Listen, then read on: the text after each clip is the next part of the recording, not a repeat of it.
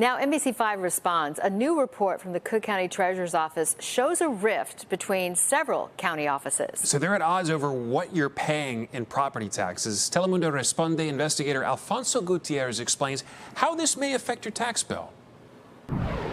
Today, the Cook County Treasurer's Office released a 32-page report calling the property tax appeal system broken. The report says between 2021 and 2023, commercial property owners successfully contested $2 billion in property valuations, causing homeowners in Chicago and the suburbs to have their property taxes increase by 7% more than they otherwise would have. Maria Papas explains how this process works. It's called a levy, and that's the amount of money that all 2,200 governments in Cook County need to function.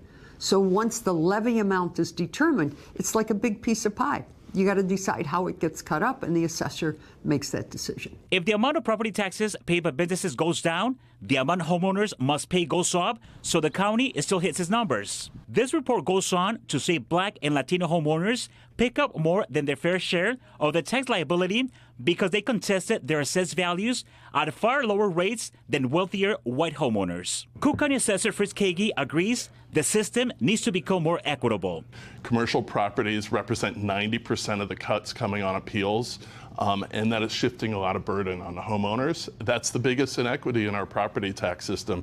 It needs to be fixed. If you appeal your tax assessment, first you go through the assessor's office. Then the assessor's decision gets final approval from the Board of Review. That there's this elected county body that's making these giant cuts, that's putting the burdens on the homeowners. The county assessor says it's up to the Board of Review to correct the imbalance, but Board of Review Commissioner Samantha Steele disagrees. Businesses are winning at the state level because the assessor is just overvaluing property in the first place. George Cardenas, Board of Review Commissioner, says the system can become more equitable if notices explaining the appeal process are sent to residents with their property tax bills. That the system is obviously in real need of reform.